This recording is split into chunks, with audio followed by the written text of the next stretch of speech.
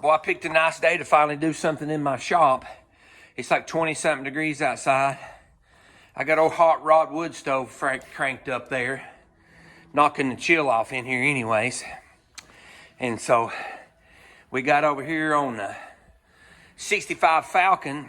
If you go back and look, I drug this thing out of a junkyard, and I originally bought the thing to get the hood, the right fender, and the bumpers off of this thing, and a few other things to go on Project Recreate my first car. Well, next thing you know, I got it running, got that video out there, I got it running, not good, but it ran. So now I've decided I'm gonna put these rails under it, like I said in the video just a couple of days ago. So now we're gonna get started on this thing today, get it up in the air and see what all we got to assess on it. And here we go. First thing we got to do, get up through there, and I'm sure I'm not the only one, and I may be the only one that's jacked the car up before they ever broke the dag blame lug nuts loose, so you need to make sure you do that. Here's a little trick there to keep it from folding down on you, and then that way if you ain't got any help, you just step on it, and your four-way don't go eye-goggling on it and mess it all up. And set it on that one, got it on my board, push her down there.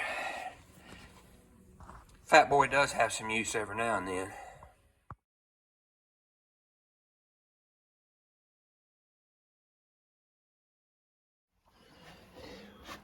Well, getting these old wheels off, actually they come off there pretty good. And then I really did think that I put the anti-gremlin spray in my concrete in my walls.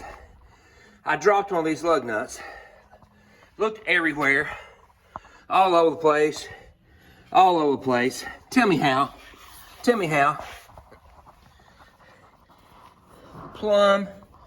Look at that. See it back there under there in the corner?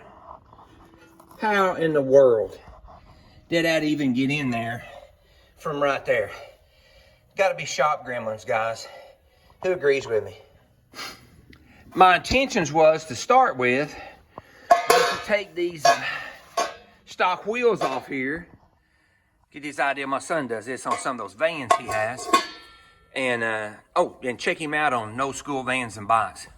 He does some pretty cool stuff with some old vans.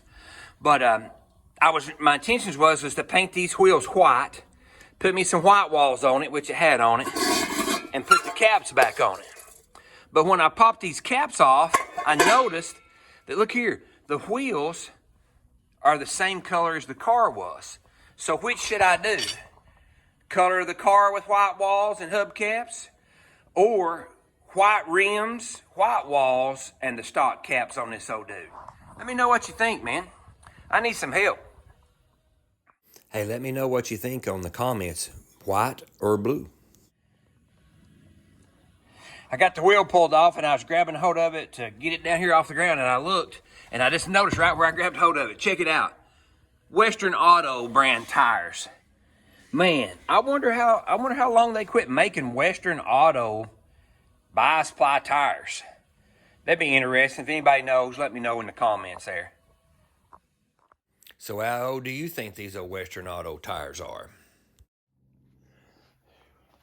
I really am going to try. This is supposed to be workshop and play shop. So I'm going to try to make sure to keep it really clean as much as I can. I'm going to be all right clean, I hope. So, if you see me stopping and sweeping, you know, don't give me too hard a time, because I promise you this is not my normal way of doing it. I just clean up when I got done, if I cleaned up then. I gotta try to be better. That way they'll stay off my back. And I won't track it up when we play pool. Okay, now that we've got it up in the air and got it in the shop and all that stuff, I've just ever really looked at this thing kind of down on the ground. So now we're going to get a good assessment of this thing. It's got some little carnage there here and there, but nothing major. Looks pretty decent under there. You know, got a couple of places in it, which, I mean, you know, it's old. But looks like it's got pretty good bones. This rail here And I posted a video, a little short over here, and I had one guy say, oh, that thing's junk, it ain't worth saving. It's really just this part here. I need to go back and put a clip off that other one. The thing was setting on the ground here. But look, it didn't mess the bumper up at all. The bumper's not rusted, the bracket's not busted. It just got this part right here where it was touching. So this side over here won't really be a big deal. It actually even looks like that rail is okay, but I've got it, so I'm gonna change it. Now I've got this front piece over there.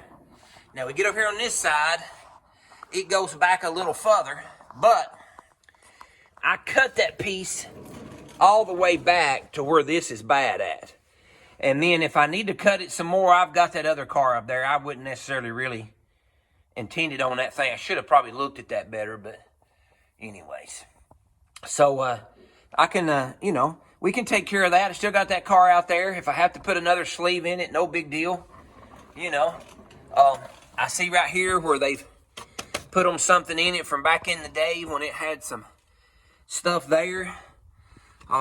Probably going to try and make sure the running thing part on it before I get real carried away. But I'm still going to put that thing in there because this thing will be a great, like a, you know, cut it up and make a hot rod out of it. But I'm just wanting to get it running. But nothing really bad back through here. These rails and stuff are good. The back end's good back there on it. You know, so.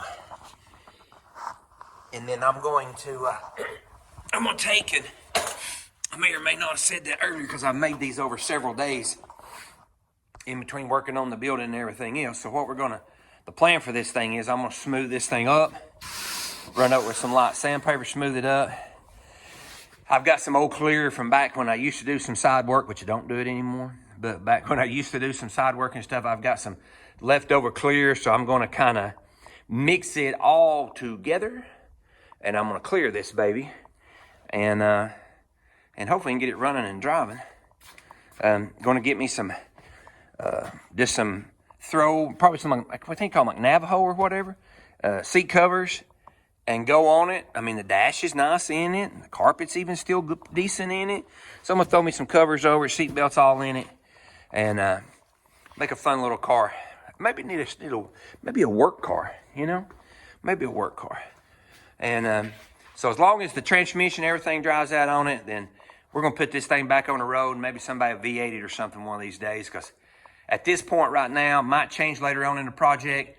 I just can't bring myself to hack this thing all up, you know, for the other car, because I'm a long ways from needing what I originally bought this thing from. So we're going to be trying our best to see if we can keep another old car on the road. I've been going through stuff where I've been moving it out of the barn over here to this, throwing this here in the middle of it. You know, anybody needs some door pins for old Chevrolet trucks? I got some door pins for them things. I got some old paint gun caps I've saved on it. I've got some old arbors. You put different pads and stuff on it. I've even got the dang tool that takes the head off of a paint gun. I got some Teflon tape. I got some tire repair. I got some old Blackhawk ignition tools on it. Even got a plug for a camper. I got some piping here if you want some. I got some bucket old bolts right here if you want some. Oh, remember, there's that one bad 289 running on that thing when we get the Camry. We're going to do it again. But you know what I don't have? Hey, but you know what I don't have in this dang shop? I got everything else in there. I don't have any penetrating oil to put on all these bolts and stuff where I've got to take these rods and everything off of this thing. So, I guess I'm going to have to go to town. You know what that means, don't you? Probably going to have to take my wife to some thrift store or antique store or something. Oh, my goodness. So, off we're going to go because I'm definitely going to need some penetrating oil, you know, of sorts. So, I'll get me that, and I'll see you in the next time. I told you that trip to town would cost me some thrift store stuff. This you picked up on the side of the road. Well, I got me some trusty penetrating oil. I'm going to spray on everything. I bet this bumper's not going to be as easy to get off as the bumper I took off up in Kentucky when I went and picked my seats up for the other Falcon, but because these are all going in the frame rail, I just about bet you I'm going to end up having to cut those off. But I'm going to squirt a little bit of stuff on all this because I'm going to take all this off. The good thing about it is that whatever breaks, I've got stuff for this. This old suspension, I've got 2 complete forward lug suspensions, so anything messes up on this thing, I'll just take it off one of those others that I've got. So we're going to put the junk on this thing here to where that I can soak that down there. Hey, if you see my wife and Steve, tell them, look here, I even got me a spill mat down in the shop. I'm trying. So I'm going to coat all this down.